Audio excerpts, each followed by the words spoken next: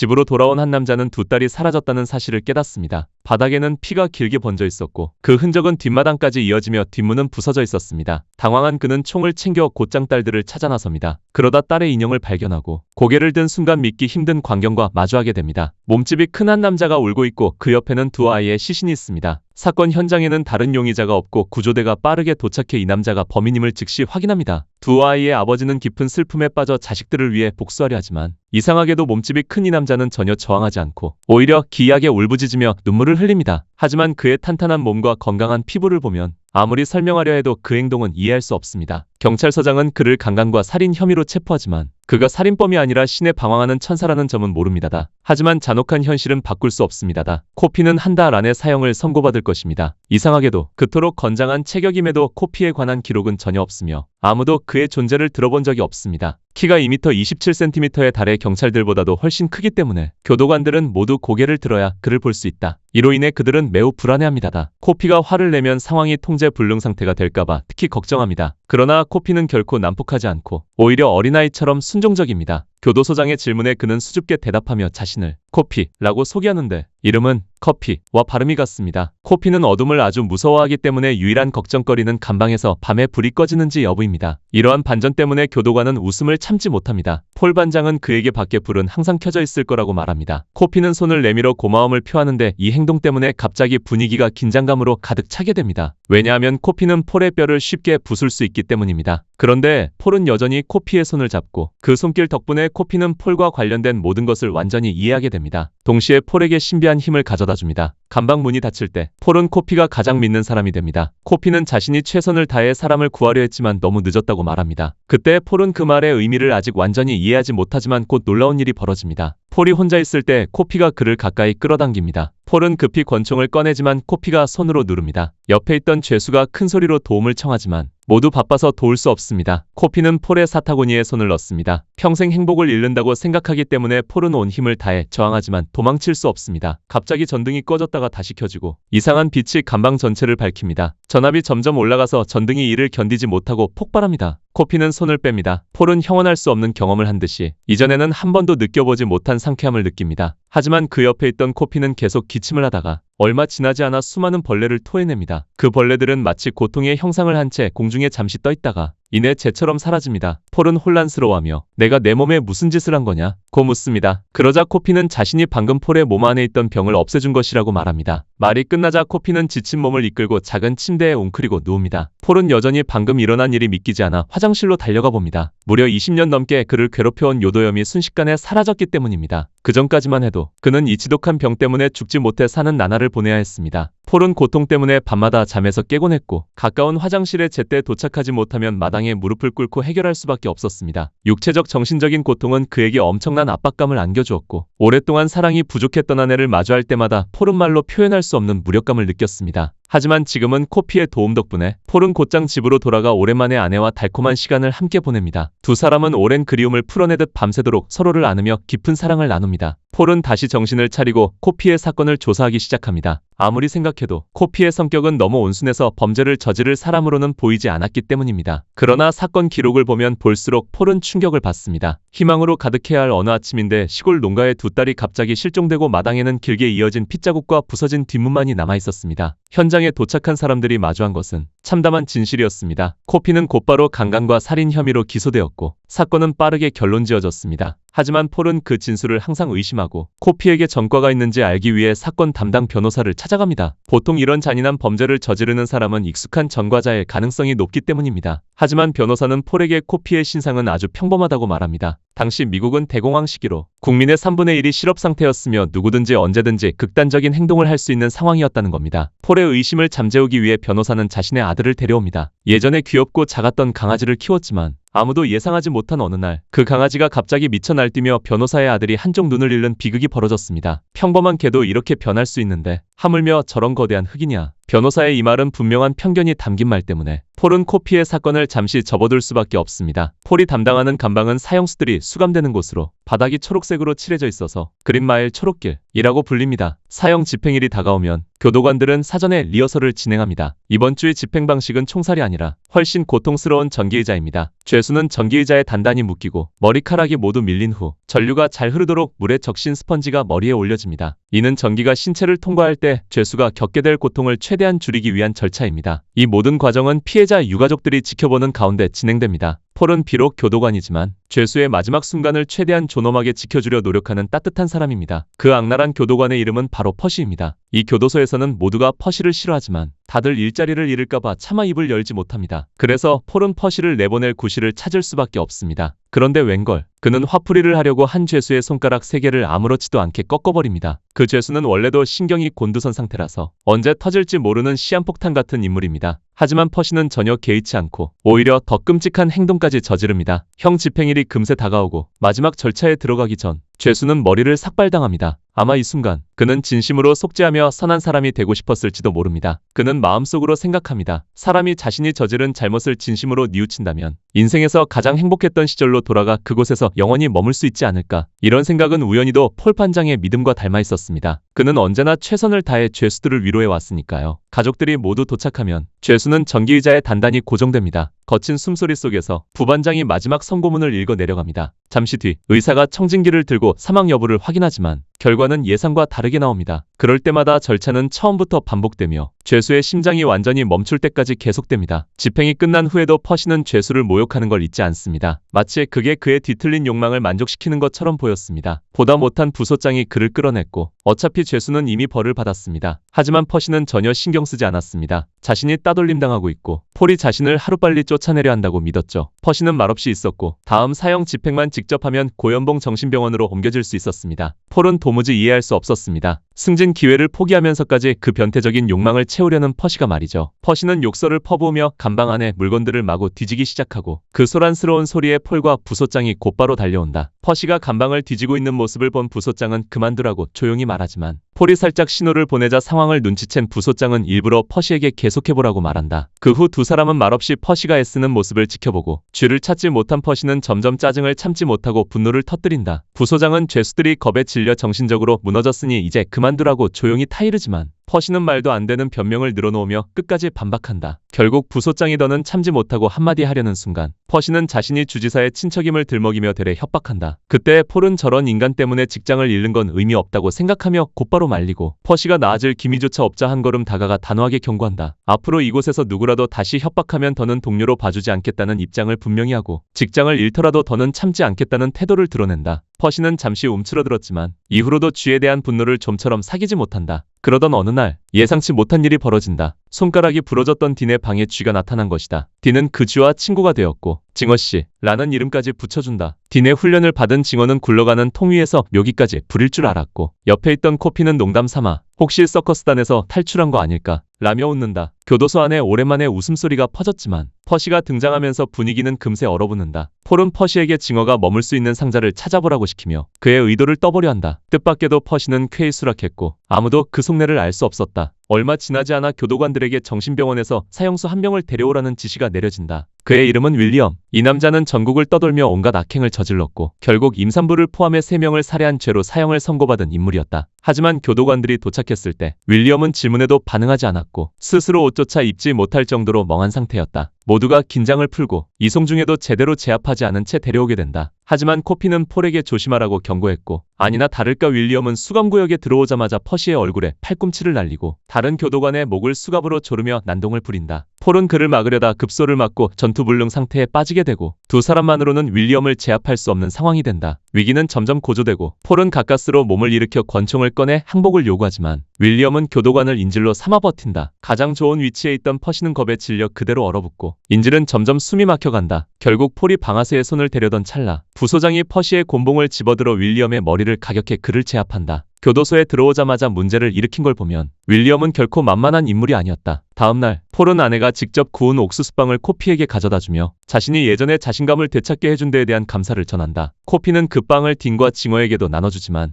윌리엄에게는 주지 않았고 이에 분노한 윌리엄은 욕설을 퍼부으며 소리를 질렀다. 폴이 조용히 하라고 하자 윌리엄은 그의 얼굴에 침을 뱉는다. 평소엔 사형수와 말다툼하지 않던 폴이었지만 윌리엄은 점점 스스로 죽음을 재촉하는 행동을 보인다. 나이 많은 교도관에게 소변을 보는 등 선을 넘은 윌리엄은 결국 오랫동안 비워졌던 독방에 가둬진다. 딘의 형 집행일이 다가오고 폴은 그에게 반가운 소식을 전한다. 딘과 징어의 이야기가 외부에 퍼졌고 상급자가 직접 그 공연을 보고 싶어 한다는 것이다. 사실 그 상급자는 단순히 교도소 근처를 지나가던 작업자였고 공연 제안은 딘을 위로하려는 폴의 선의의 거짓말이었다. 최근 퍼시가 별다른 문제를 일으키지 않자 폴은 그에게 딘의 사형을 집행하게 해 약속대로 교도소를 떠나게 하려 한다. 하지만 리허설이 끝나자마자 퍼시는 다시 본색을 드러낸다. 그는 딘에게 공연을 잘했다고 비꼬고 겁을 주며 딘을 넘어뜨리기까지 한다. 자신의 우위를 과시하려던 퍼시는 예상치 못하게 윌리엄에게 붙잡히고 만다. 윌리엄의 날카로운 조롱은 퍼시의 나약한 자존심을 정면으로 찌르고 교도관들이 모두 총을 꺼낼 때까지 퍼시는 꼼짝도 하지 못한다. 결국 윌리엄이 퍼시를 놓아주고 딘은 옆에서 그 광경을 보며 통쾌하게 웃는다. 오만했던 퍼시는 그 자리에서 바지를 적실 정도로 겁에 질렸고 이 굴욕적인 모습을 들키지 않기 위해 모두에게 입을 다물라고 위협한다. 특히 자신을 비웃은 딘에게는 더 강한 복수심을 품게 된다. 딘의 형 집행을 앞두고 교도관들은 징어 씨를 어디로 보내야 할지 고민합니다. 하지만 어떤 제안도 딘은 받아들이지 않자 부소장은 어쩔 수 없이 쥐마을이라는 거짓 이야기를 만들어냅니다. 플로리다에 있는 쥐 전용 리조트에서 서커스 공연을 하는 쥐들이 징어 씨를 반겨줄 거라는 이야기였죠. 딘은 그 말을 듣고 깊이 만족해하며 마지막 소원을 이룹니다. 하지만 바퀴를 놓치고 징어 씨가 그것을 쫓아가던 중 퍼시가 나타나 잔인하게 짓밟아버립니다. 그는 만족스러운 듯 자리를 떠나고 그 순간 코피가 징어 씨를 자신의 손에 올려달라고 요청합니다. 아직 살릴 수 있을지도 모른다고요. 기적을 직접 경험한 폴은 망설임 없이 따라합니다. 모두가 지켜보는 가운데 죽은 줄 알았던 징어 씨의 꼬리가 움직이고 눈부신 빛과 함께 코피의 입에서 수많은 벌레가 쏟아져 나옵니다. 이번엔 모두가 기적을 직접 목격하게 됩니다. 나라 전체를 뒤흔들 만한 사건이었지만 그들은 아무 말 없이 이 비밀을 가슴에 묻습니다. 그 직후 폴과 부소장은 행동에 나섭니다. 퍼시에게 징어 씨가 여전히 살아 뛰어다닌다고 말하고 쥐 하나 죽이는 것도 실패했다고 비웃죠. 처음엔 믿지 않던 퍼시도 직접 보고 나서는 자존심에 큰 상처를 입습니다. 그는 분명 폴이 다른 쥐로 바꿔치기했다고 의심하지만 폴은 조용히 비웃을 뿐입니다. 부소장도 더는 말 섞을 가치조차 없다고 생각하죠. 폴은 퍼시에게 다가가 딘의 형 집행을 직접 진행하고 그 후 약속대로 이곳을 떠나라고 말합니다. 그렇지 않으면 인질 사건 당시 퍼시가 도망친 사실을 폭로하겠다고 경고합니다. 그땐 주지사도 못 막습니다. 설령 교도관들이 다 같이 잘리더라도 퍼시는 평생 그 수치를 안고 살아야 할 겁니다. 이 협박은 효과를 발휘하고 비열한 퍼시에게는 이런 방식이 통합니다. 하지만 그는 쉽게 물러날 사람이 아니었습니다. 형 집행일 밤 거센 비바람과 천둥 번개가 몰아칩니다. 딘은 징어 씨에게 마지막 인사를 건네고 코피에게 부탁합니다. 징어 씨가 정말 쥐 마을에 갈 수 있는지를 몇 번이고 확인하고 확답을 들은 후에는 진심으로 감사 인사를 전합니다. 언젠가 다른 세상에서 다시 만나길 바란다는 말도 남기죠. 딘은 초록 복도를 따라 형장으로 향하고 퍼시의 얼굴을 보자 깊은 절망에 빠집니다. 퍼시는 절차에 따라 유언을 묻고 딘은 자신이 저지른 죄를 고백하며 과거로 돌아갈 수 있다면 모든 걸 바치겠다고 말합니다. 하지만 그 순간 퍼시는 그 쥐마을 이 전부 거짓이었다고 폭로합니다. 희망의 끈 하나로 버티던 딘의 마지막 꿈은 산산조각 납니다. 퍼시는 그 잔혹함에 쾌감을 느끼며 일부러 해면을 적시지 않습니다. 형 집행이 시작되고 마른 해면이 딘의 머리에 얹어집니다. 전기는 뇌가 아닌 온몸으로 퍼지며 딘은 끔찍한 고통에 몸부림칩니다. 폴은 물통이 사용되지 않았음을 눈치채지만 이미 늦었습니다. 한번 시작된 집행은 멈출 수 없었고 멈추면 죄수는 더 큰 고통을 겪게 됩니다. 결국 그들은 딘이 천천히 타들어가는 걸 지켜볼 수밖에 없습니다. 비명은 방안을 가득 채우고 타는 냄새가 진동합니다. 코피는 그 고통을 뼈저리게 공감하며 몸을 떱니다. 그 아픔이 그의 손을 통해 징어 씨에게 전해지자 징어 씨는 코피의 손에서 벗어나 사라집니다. 미쳐 날뛰는 윌리엄은 그 장면에 희열을 느끼며 웃음을 터뜨립니다. 선과 악의 충돌은 절정에 다다르고 딘에 타들어가는 고통은 고스란히 코피의 몸에도 새겨집니다. 피해자 가족들은 그 처참한 광경을 견디지 못하고 비명을 지르며 자리를 뜨고 퍼시 역시 도망치려 하지만 폴은 그를 붙잡아 말합니다. 당신이 만든 지옥 끝까지 눈뜨고 보십시오. 그렇게 딘은 극심한 고통 속에서 세상의 악의 무게를 짊어진 채 떠나갑니다. 형 집행이 끝난 뒤 퍼시는 자신이 해면을 적셔야 했다는 사실을 몰랐다며 변명하지만 부소장은 분을 참지 못하고 그를 주먹으로 내리친다. 심지어 교도관들조차 더는 그의 행태를 견딜 수 없었고 다행히도 퍼시는 곧 이곳을 떠날 예정이었다. 그 시각 코피는 감방에서 흐느껴 울고 있었다. 그는 항상 세상의 악의를 느껴왔지만 적어도 딘은 죄값을 치르고 구원받았다는 점에서 다행이라 여겼다. 하지만 악은 다른 형태로도 존재했다. 교도소장의 아내는 뇌종양 말기 판정을 받아 살아갈 날이 얼마 남지 않은 상태였다. 그 밤 폴은 쉽게 잠들 수 없었다. 그녀처럼 선한 사람이 병으로 고통받는 현실에 마음이 아팠던 폴은 동료들을 불러 모은다. 징어를 살렸던 그날처럼 이번에도 코피라면 병을 고칠 수 있을 것이라 믿었기 때문이다. 부소장은 그의 의도를 눈치채고 코피를 교도소 밖으로 데려가기로 결심한다. 설령 들켜서 감옥에 갈지라도 모두는 함께 행동하기로 했다. 그들은 윌리엄을 속이기 위해 수면제를 가루로 만들어 탄산음료에 섞고 일부러 그의 앞에서 마시는 연기를 한다. 예상대로 윌리엄은 금세 잠들었고 그 사이 퍼시를 빈 독방으로 끌어들여 교환 인물로 준비해둔다.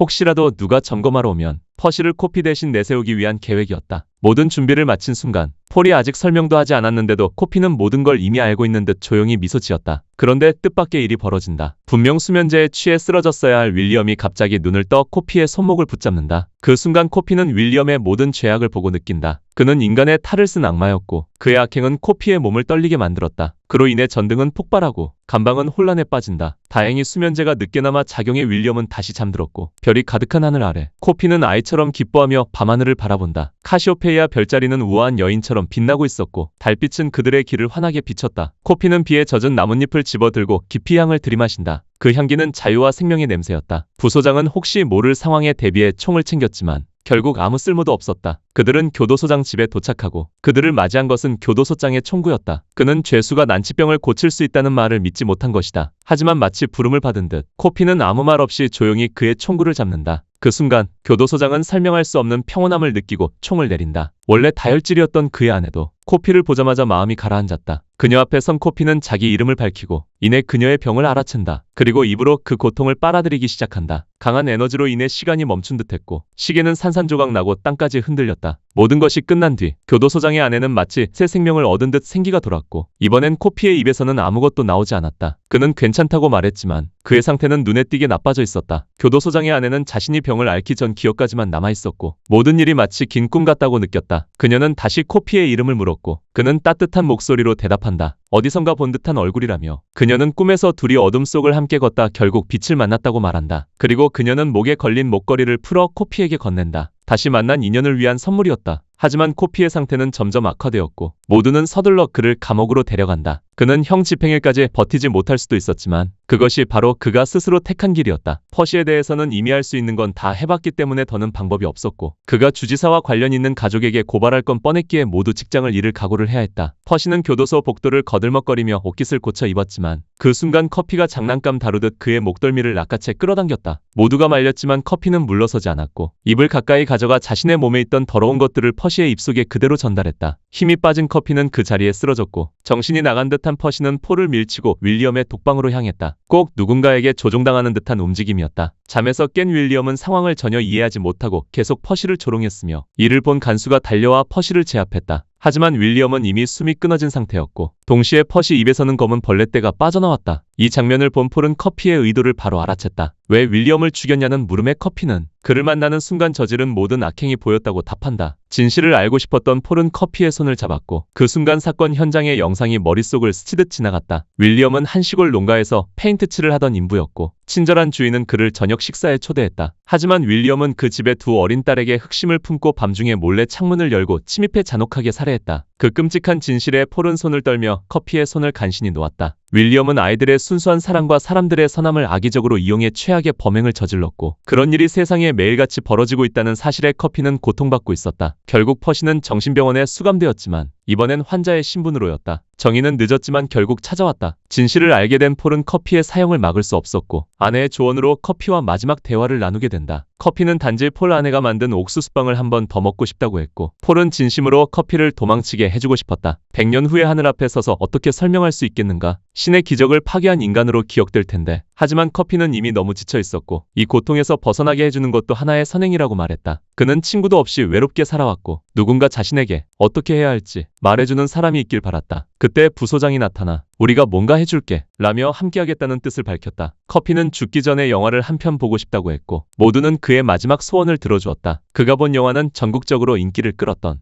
탑햇이었고 주인공 두 사람의 춤과 음악은 천국처럼 느껴졌다. 커피는 잃어버렸던 평화를 다시 찾은 듯한 표정을 지었다. 결국 사형일이 다가왔고 간수들은 눈물을 참으며 커피를 푸른 복도를 지나 데려갔다. 피해자 가족들의 분노가 전해졌지만 부소장은 우린 당신이 어떤 사람인지 알고 있다 며 그를 위로했다. 당신을 절대 잊지 않을 겁니다. 아래에 앉아있던 사람들은 끝까지 커피를 살인범으로 믿었고 그의 앞에서 가슴 아픈 말들을 서슴없이 내뱉었다. 폴은 형 집행 전 낭독해야 하는 선언문을 힘겹게 읽었고 커피는 어두운 것이 두렵다며 사형용 두 건을 씌우지 말아달라고 부탁했다. 그는 사람 마음속의 어둠이 더 무섭다고 했다. 간수들은 눈물을 참지 못했고 폴은 명령을 내리지 못한 채 그 자리에 멈춰섰다. 부소장의 눈짓에 정신을 차린 폴은 주변의 시선을 무시한 채 마지막으로 커피의 손을 꼭 잡았다. 커피는 눈물을 흘리며 세상에 대한 진심 어린 말을 남겼다. 그는 진저가 쥐들의 마을로 가는 꿈을 꿨다고 말했고 부소장이 언급했던 그곳엔 2명의 어린 소녀들도 있었다. 윌리엄에게 살해된 불쌍한 아이들이지만 그곳에서는 행복하게 웃고 있었다. 커피는 두 아이를 품에 안고 무릎 위에 앉혔다. 아이들의 머리엔 피 한 방울조차 없었다. 그 말에 있던 모든 간수들은 결국 눈물을 흘렸다. 그렇게 커피는 받아선 안 될 형벌을 끝내 받아들였다. 그 후 폴과 다른 간수들은 소년원에서 일하며 방황하는 아이들이 바른 길을 찾도록 돕게 되었다. 세월이 흘러 폴은 나이를 많이 먹었지만 여전히 건강했다. 그는 매일 아침 작은 옥수수빵을 챙겨 들고 푸른 언덕 너머 허름한 집으로 향했다. 아무도 그가 그곳에서 무엇 하는지 몰랐다. 그러다 어느 날 TV에서 영화 탑햇이 다시 방영되자 그는 더 이상 진실을 감출 수 없었다. 폴은 지난 이야기를 친구들에게 털어놓고 그들을 그 오래된 집으로 데려갔다. 그곳 잿더미 속에서 예전에 사라졌던 진저가 나왔다. 진저는 여전히 프랑스어를 알아듣고 구르기도 했다. 그러나 벌써 64년이 지났다. 폴은 108세가 되어 있었다. 그들 모두는 커피가 가진 생명의 기적을 물려받은 존재였다. 그건 신의 축복이기도 했지만 동시에 폴에겐 벌이기도 했다. 그는 사랑하는 사람들의 죽음을 모두 지켜보았고 세상의 끝없는 고통을 견뎌야 했다. 자신이 얼마나 더 살아야 할지 알 수 없었지만 이제 죽음을 받아들일 준비가 되어 있었다. 언젠가 그도 푸른 복도를 따라 걸어가 인생의 마지막에 도달할 것이다. 이상으로 영화 그린마일의